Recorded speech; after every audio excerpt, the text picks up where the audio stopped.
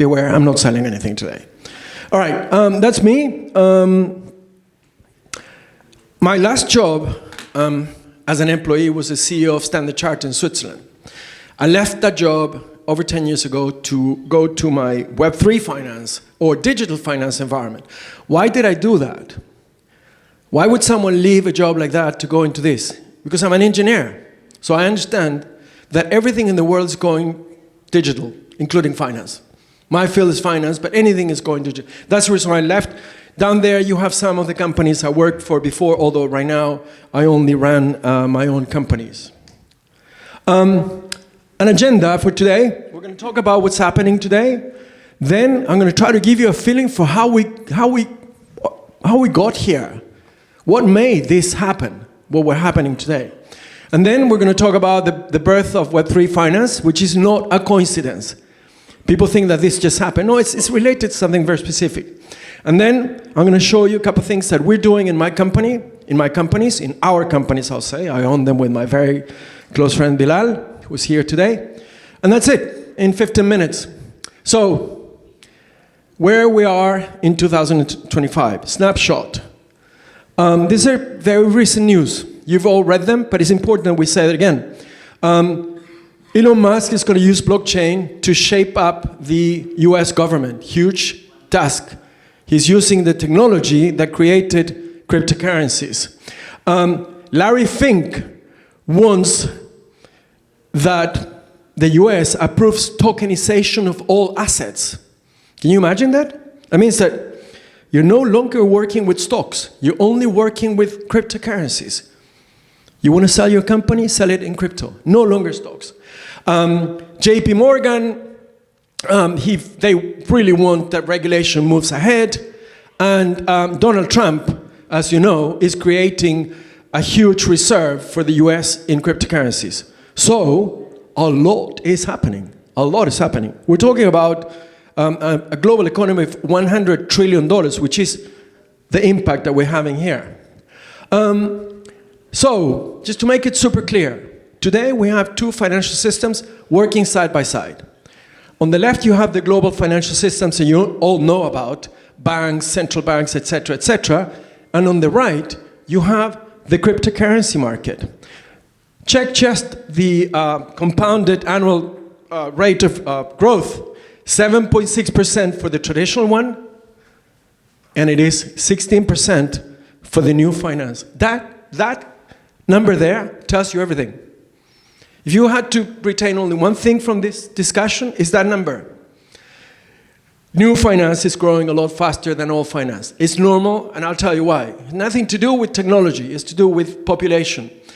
The average age of someone in Angola today, you know what the average age is? Any guess? 15 years old. That's the age, the average. Most of the population in this world is below 40 years old. That means the age of these new technologies. That is what's driving the markets. We also have two sets of currencies living side by side. On the left-hand side, you have fiat currencies. Currencies that have been issued by central banks. Do you know how many fiat currencies there are in the world today? Like GB pounds, Swiss francs, dollars, euros? Have any idea? Anybody has a guess? 150. Right, the right answer. Keep that number in your heads. That number is important for something I'm going to tell you right now. Great. And on the right-hand side, you have the cryptocurrency markets. Over 10,000 coins. Some people say it's over 30,000. There are many discussions about how many coins. It doesn't really matter. There's a whole bunch of them out there. That's what's important. These two sets of currencies are now living side by side. One is fully regulated, the one on the left, you know, the central bank, and the one on the right is sort of half regulated. There is a regulatory environment, but not everywhere. So, what is that we have right now? This is at the heart of what's happening. We have a fight between fiat currencies issued by central banks, and cryptocurrencies, currencies issued by companies like mine or ours. That's the fight. Now, I know who the winner is already. I told you about the population, right? The age of the population. This little girl here, how old are you? Sorry? 12? She will be paid only in crypto. That's it. She will never be paid in any currency that we know of. because that's where we're going to. All right, so, but can government stop this whole thing? That's a great part of it. Of course they can. That's a button to switch off the internet, right? We can do it, yes. But it's only going to cost us $43 billion a day. All right, that's a trade-off. So let me ask you a question here. Can you survive with 1 day without internet? Anybody here say can survive for 1 day? I think I can survive for 1 day, but that's it. You know, that's really pushing it. That's it. So we cannot stop this. That's the point. We cannot stop what's going on. So how did we get here? Sorry about the slide. Only the past explains the future. You have to look into what happened in the past to know what's going on today, because that's the explanation. That's where the key things are. Historically, we needed a way to transact goods and services. So our cave ancestors were trading cows for dinosaurs. I don't know what the trade value was, but they were trading that. Then we went into gold. We found out that gold was the best way of doing it. Then metal coins, paper money. By the way, who invented paper money? The Chinese. They're the first guys that had that. And then we went all the way here to cryptocurrencies. That's today the situation, and decentralized finance. What I'm trying to say here is that what's happening is not weird or strange. It's just normal. Money is an evolution, and the evolution of money is called people. That's how we came here. Now, our traditional financial system, super important you keep this, is all based on one thing, the gold standard, all right? Many years ago, mostly the British government decided that 1 pound was worth X ounces or X grams of gold in the central bank. The US followed, all the other countries followed, and we have now a system that was supposed to be based on a gold standard, but it's not, because after the growth, incredible growth we had from 1945 to 1973, GDPs were being doubled. It came the Vietnam War. This is the explanation of what's happening today. If you want to bring to today the old situation and understand what happened, is that in 1971, Richard Nixon, a president in the US, decided to stop the gold standard.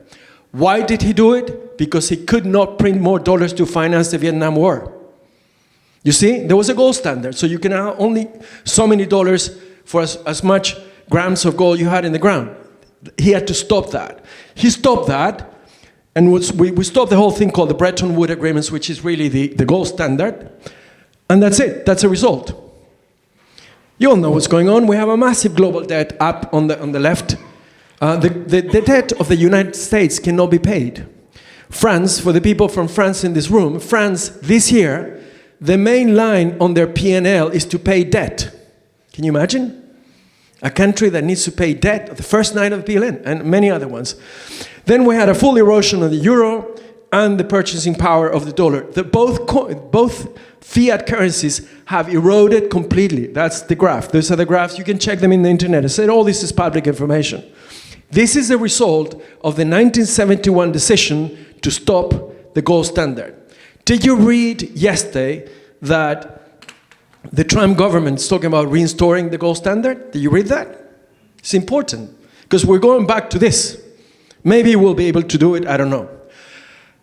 For you, in practical terms, and for you that you're 14, 12, whatever, you're going to be drinking coffee soon when you're 14 years old. The price of coffee was 25 cents in 1970. It is right now $3, all right? That's the result of the 1971 decision, inflation, because every government started printing money like crazy. And then 2008. Did anybody here live the 2008 financial crisis? Right? Did anybody lose money? I lost a lot. I was the CEO of a bank, right? We lost billions of dollars in the thing. That crisis is a direct result of the 1971 decision to stop the gold standard. That's the situation. So, how do we go from fiat money to crypto money? All right? The transition. What is happening right now? In 1990, this chap here Stuart Stornetta, all right? That guy there was working at Stanford University trying to do some work on how can we make sure that two digital documents can be seen as one in time one and one in time two. Right? So the documents are different. They were working that. He was at Stanford, I was at Oregon State University. We were working in different things. By the way, I'm not Satoshi Nakamoto. A lot of people think that I am not. I'm just a friend of this guy because of work at universities. But he's the one that did it, not me. So he created the blockchain. He created a database that could hold all these documents. That is the origin of blockchain technology, 1990. It's not yesterday morning, it's not 2008, whatever. But in 2008, sorry, that says 2000, it's a mistake. In 2008, the same year we had the crisis, this guy, woman, entity, we have no idea, decided to issue this white paper. He put it in the internet and said, I've just created a new currency. And what am I using for? I'm using the database that Stuart Stornetta created in 1990. He issued a coin, a value, inside a database. Fantastic, huh? Clever guy. So since then, Bitcoin has no founder, no ruling foundation, no human controlling. It's an independent currency. Nobody can control that currency. That is why we have a fight with the governments, with the central banks, because it's uncontrollable. So it can grow as much as it wants. It's also a global monetary alternative. We can use these new currencies as a decentralized way of managing our economies. You probably heard that some governments are trying to put a CBDC, central bank digital currency. Have you heard of that? That's just a digital version of the current currencies. If they do that, they will know that you went to have a cup of coffee this morning in Starbucks. They will know everything about you. Because if they can control that, they can control everything. The good news is that Donald Trump said last week that this is not going to happen in the US. Great. So at least we have some protection there. Today there are over 10,000 cryptocurrencies in the market, all right? That is the situation, and not all of them are good, but some of them are pretty good. And blockchain is used in finance for everything: financial audit, fraud prevention, trade finance, asset tokenization, which is what we are doing, all right? So in other words, the application of blockchain is everywhere in finance today. That is the situation. But before we move on, beware that the blockchain can be used for other things as well. Health, real estate, banking, law enforcement, etc. Blockchain is a technology that we are applying to finance, but it can be applied to a lot of other things. So, that's what's happening. Did you understand that? Was it clear how we got from there to today? That's how we got to that. Read about it. It's all in the internet. It's important you understand why, because people will be asking you questions about what you're doing. That's the explanation. So, at Carter Capital, we are using crypto for business. First one is Carter Capital, asset management. We basically have this company that was first created by my partner, Bilal. Bilal, can you stand up? This brilliant man here created Carter Capital in London in 2016, all right? And actually, at a conference a few years ago, he came to say, Gustavo, I need your gray hair for my company. Can you join me? So I bought half the company, so we're owning half. I'm the chairman, so I'm not in the office. He's in the office with the people on the computers. I'm out talking to clients. But Bilal and his team are delivering 50 to 90% returns per year to the clients since 2016. And he's using 4 low-risk strategies. We are the boring guys in the block. We don't do shit coins. We don't do anything that is weird. Bilal and his teams, they're only investing in what we call blue chip coins. Blue chip coins give you 4 to 9% per month today.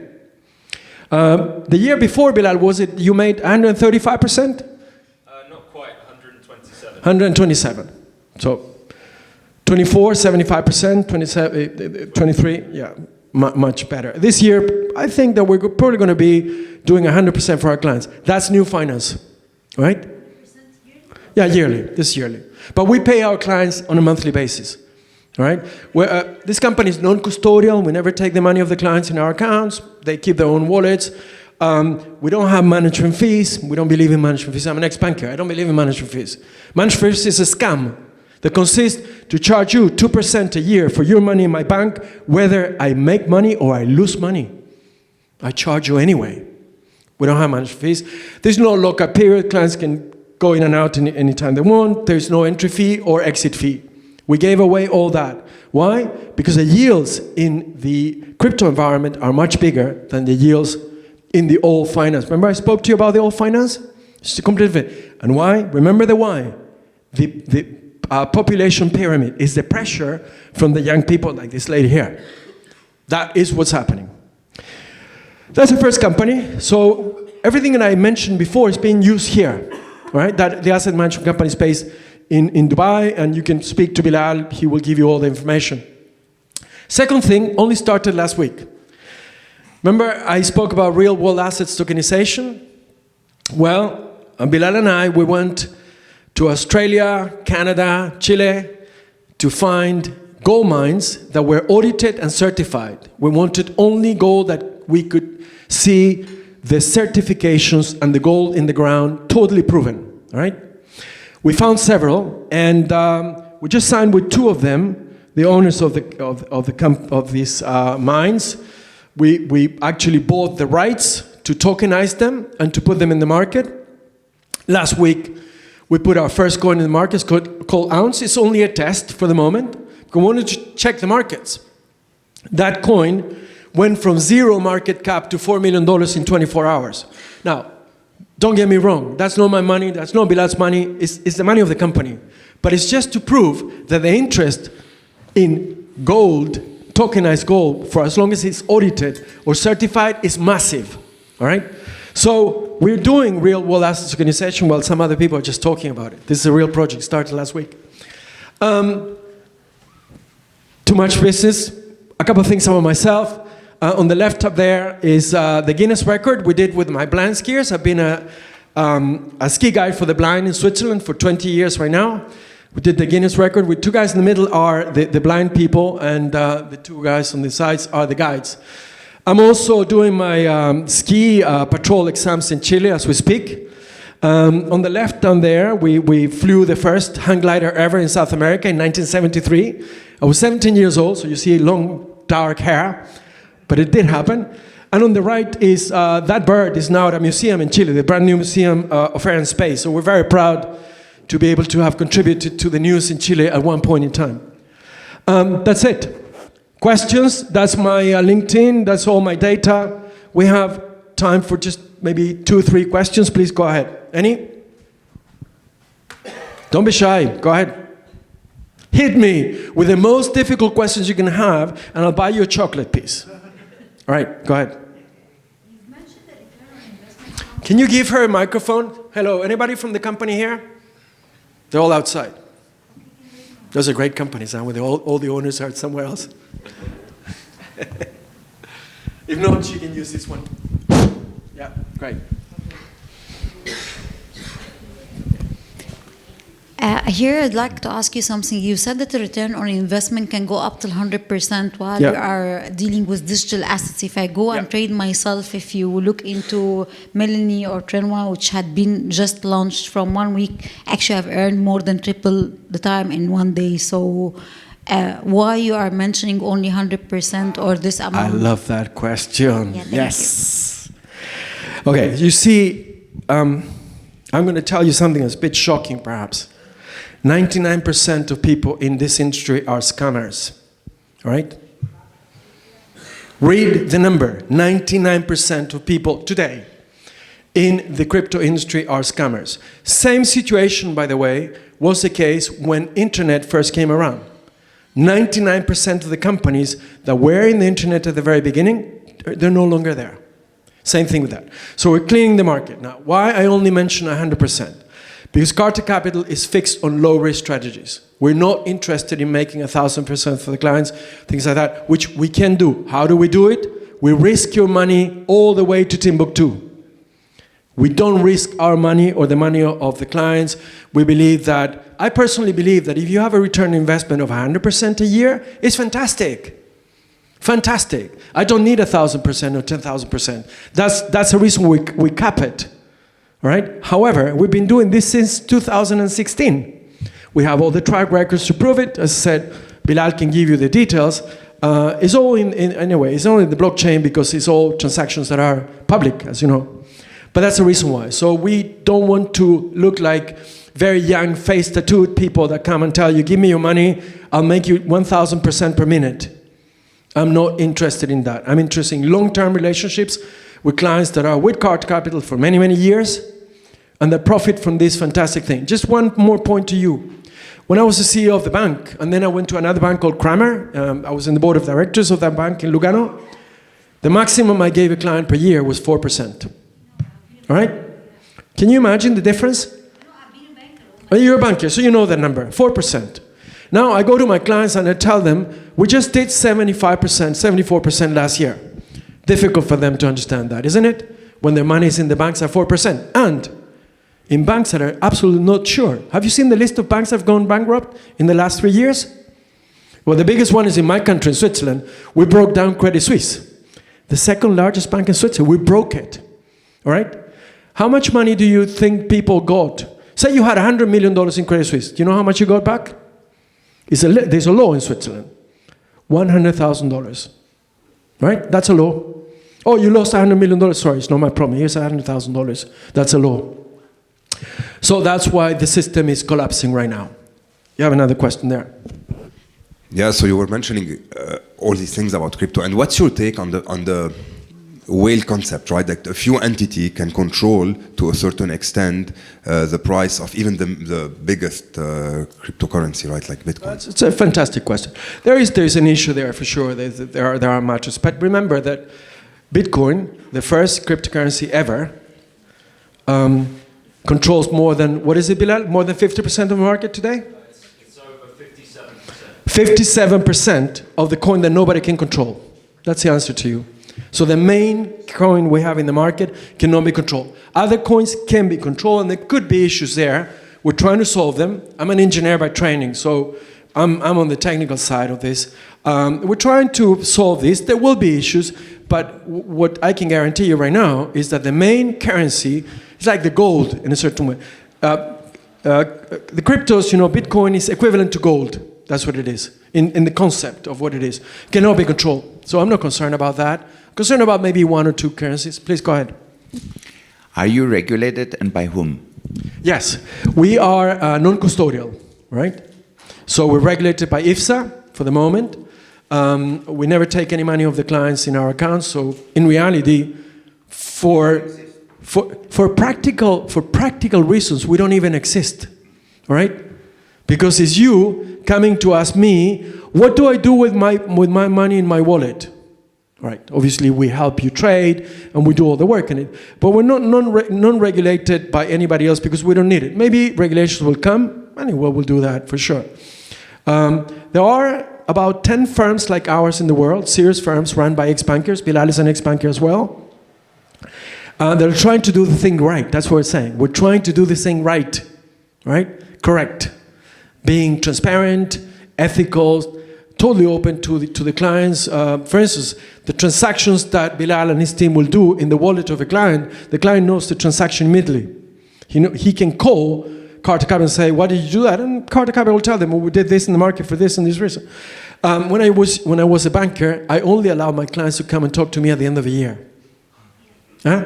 Do you understand that? At the end of the year, I'll tell you, oh, sorry, we just lost 10% of your $100 million in a fund that didn't work. Oh, but by the way, you still have to pay me 2%. Right? That's banking today. Just to add some more points in chronological order, firstly with the lady, that's great that you've achieved such returns in a short period of time. It's certainly possible to do that. But you as an ex-banker know there's two elements to that. There's return and there's risk. So no doubt, in you taking on that investment, you took on a high amount of risk. And for that, you're rewarded with a high amount of return. For us, we really try to minimize risk. As I always say, losing $1 of client's capital is like losing $10 of my own.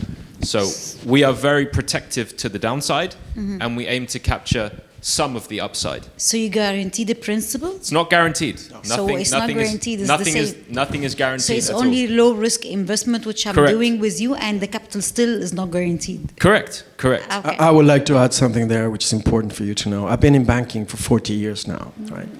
I know one or two things about this. I've never seen a guaranteed investment thing, except by one product I had when I was a banker. If people brought me money and said, I want a guaranteed investment return, I'll tell them, fine, I can do that. I'll give you 1% a year. All right? I'll guarantee you 1%. Now, I know very few people that want to do that. Yeah. Anyway, any other questions? Yes, the gentleman from Singapore. The father of the little girl that's going to be paid in crypto. Yes, that's right. Thank you. Can I ask just a question? I really respect your, I would say, focus on the risk management. That's actually what I'm looking for, especially coming from a traditional finance hedge fund for 15 years. So I ask a little bit. Market risk is a separate thing. I know you can manage that. Yeah. How about the counterparty risk as well as the on-chain security risk, everything? Bilal, go for it. Yeah. Yeah, so just to elaborate what Gustavo said, as a non-custodial asset management company, you're not taking any credit or custody risk on us. We will ask you to put your capital with a tier 1 digital asset brokerage. Okay. I can recommend a company that I like. You can probably guess which one it is. Sure. Yeah. But again, that liability does not lie with us. You then have deposit insurance with your selected tier 1 exchange. And that will vary depending on your jurisdiction. If you are a Singapore national or entity, probably I can recommend you towards a Singaporean exchange. Yeah. Compared to if you're North American, for example. Right. So that's the liability there in terms of custody. Just on the regulatory piece, Gustavo's correct. Because we don't take any custody of clients' assets, I'll be honest, we're not a DIFC or ADGM regulated entity. We don't need to be. Because not being a custodian, not having any ability to reach in, remove, withdraw, even to take our performance fees, we cannot do that. That's your choice as a client, whether to pay us performance fees or not. So just if I can recap you're saying, essentially, let's say, for example, I put my money at my own Binance account, you'll be able to connect through the API and manage those Correct. assets. That is exactly what we're doing. To use a traditional finance phrase, it's a managed account service. It's what we used to do in banking. We call it managed accounts, except now we manage wallets. Any other questions? Because we have another speaker. So if there may be one or two maximum other questions, if there are any. Otherwise, right here you have key members of the team. There's Barbara. Can you stand up, Barbara, please? There is Geraldine. There's Bilal and Nabil. All right? So you can ask them any questions. You can ask me any questions. Thank you very much for your time. I hope this was useful to you. That's the whole idea. Thank you.